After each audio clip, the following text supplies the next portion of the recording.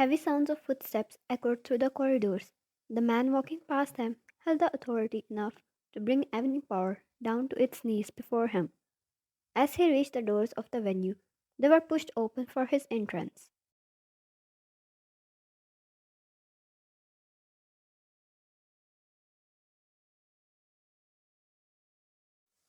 Jungkook, the lord of the underworld and nightmare of many, was clad in black from head to toe, like the shadows, the ones he owned and the ones that followed him. He took in the surroundings as he stepped inside. The temporary silence hushed over.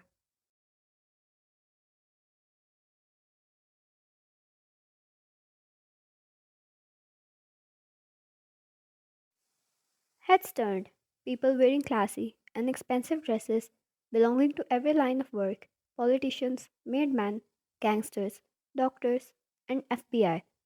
No one was excluded. Then there was this lady, the one who shone the brightest.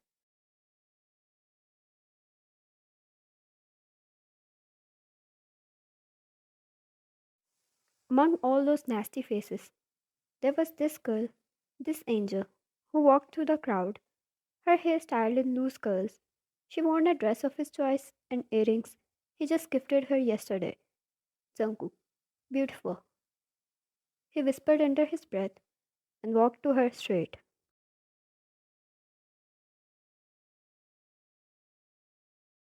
Ryan, hi handsome, you are late. He fixed his already fixed collar and pecked his lips. Jungkook rolled a finger around her hair and admired her up this close.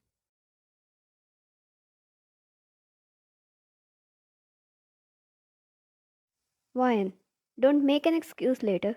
You're still taking me out for the movie. I don't want to miss it for the world. Before he could reply, they were interrupted by people coming to greet him.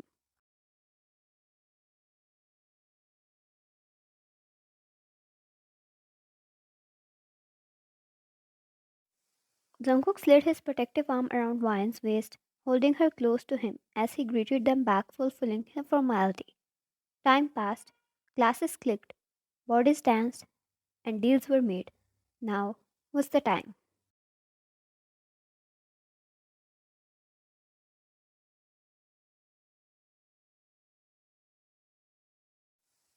Jungkook's eyes shifted from that one man in FBI he was talking to about a case towards his wife who was sitting on couch digging holes in him with her glare. Right, the movie. She had been preparing for almost 3 weeks now.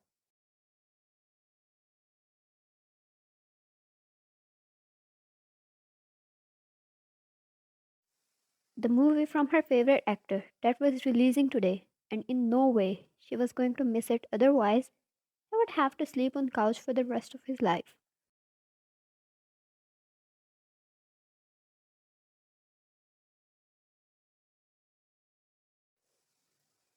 Jungkook excused himself and walked over to Wyatt.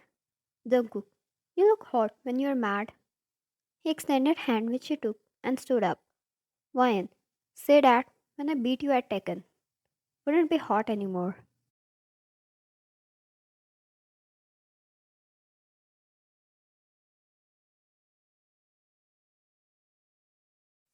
He chuckled darkly.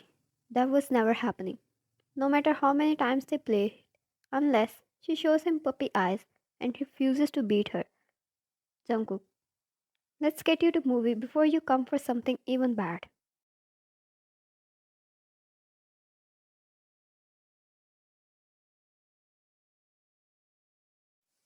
She shrugged and held his arm.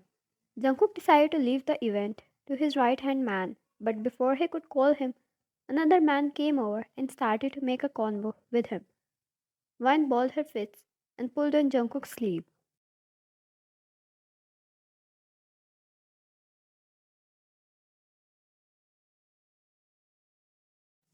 Jungkook, there seems to be a slight doubt in me regarding the construction. If you fail to protect it, don't you think it will cause a great damage to you, Mr. Jain? As you see, it's one in a lifetime. If it ruins, I will ruin everything.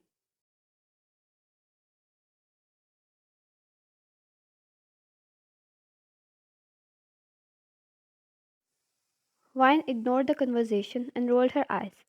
Why do these men have to talk in blood every time? Can't they talk nicely, like some thank yous and please would be nice?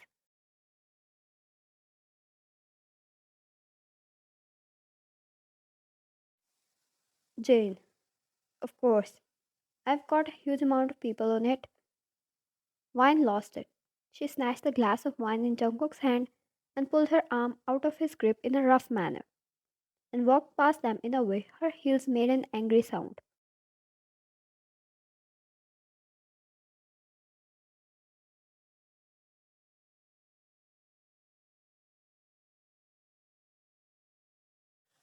Jane, ladies, and their anger.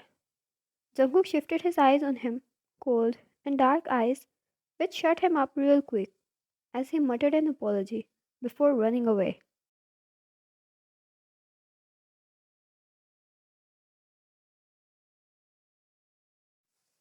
Jungkook took a deep breath and calmly walked after him and back hugged her. Wyan, if you don't leave me right now, I'm going to scream and make a very bad scene in front of everyone. Go talk to whoever you want. I gave you the space now.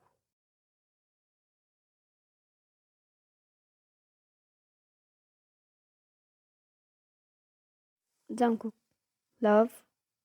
Wyan, no, just go. I don't want to go anywhere anymore. She tried to push him away and he did. Pulled back, turned her around. She glared at him.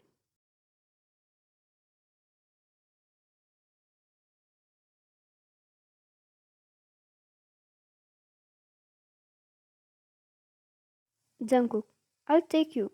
I promised. Wyan, I don't want to go anymore, Jungkook. It's that simple. Do you realize how many times I've called you till now? Even after you knew that we were supposed to be there by now.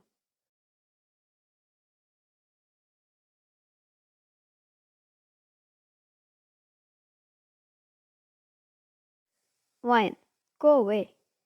She turned to storm away again, but he grabbed her wrist, pulled her close, and kissed her. She struggled, didn't kiss back, hit his chest to push him away, but he never moved, pulled her even closer, and cupped her cheek as well, as he kissed her deeper.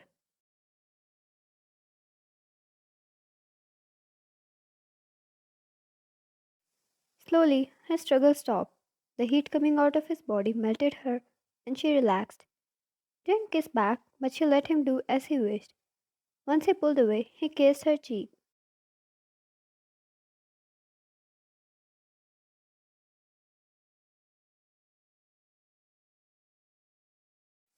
She looked around once. Everyone was looking at them.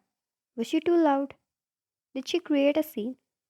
Persuading her lips, she looked back at Jungkook, and his expression said he didn't care about a single thing.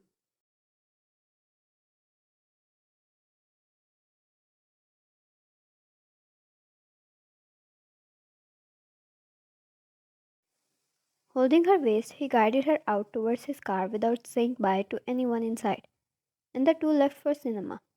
Upon reaching there, Jungkook guided her towards a private hall instead of the public one, and once they stepped inside, she widened her eyes.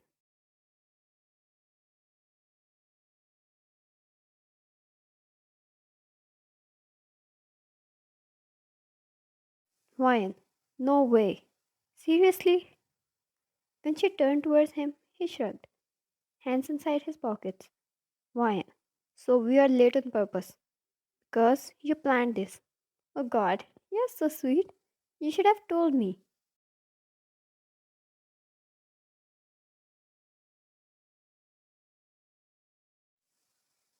She giggled happily and ran towards the couch and plopped down on it, laying down.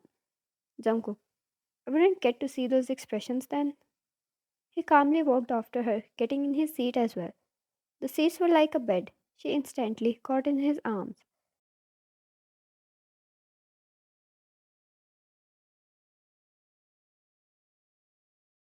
The movie played, and Jungkook wrapped her up in a blanket, his warm arm under her head. His focus remained on her throughout the movie.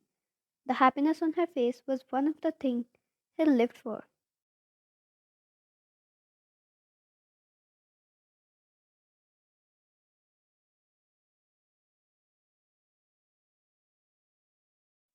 Yet, he watched the movie alongside to know the story as well, even when he wasn't interested at all.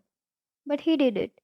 So, when after getting out of the cinema, she would want to discuss the scenes, he would happily accompany her, like a partner should.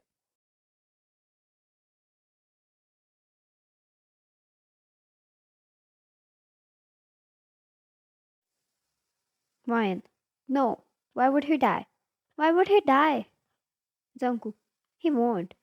I'll kill him otherwise. He knew how much he hated deaths even in a movie. She snorted a laugh at his comment, even when she was about to cry.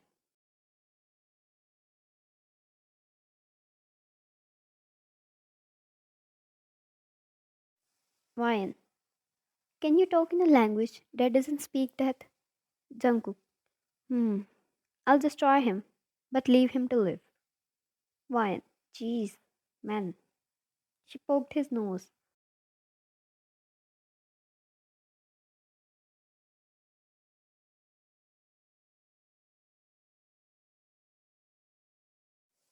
Jungkook grabbed her hand and kissed it. He then patted her head and waited till the movie ended. She sat up and stretched her arms. Ryan, it was good, right? Thank you. I would be very sad otherwise.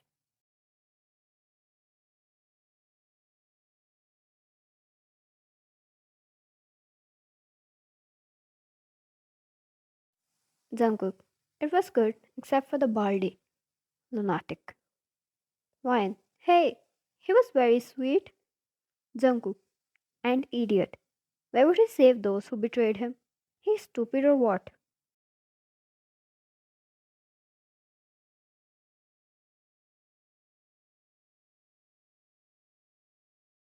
Ryan, it's called emotions. He loved them. He considered them friends. Jungkook, listen to me. Do you have such friends too? Give me the names. I should do a check on all of them.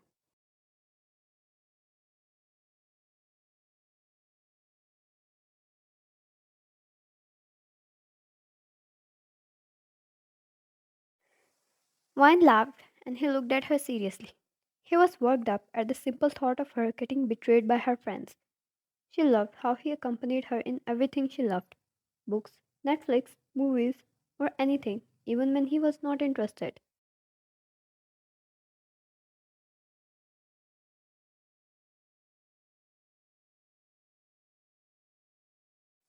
Wine, you know all of them? And no one would dare to mess with me, knowing who my husband is, right? He nodded satisfied and got down the seat. He knelt down before her and put on her heels, strapping the buckles, and picked her up bridal style.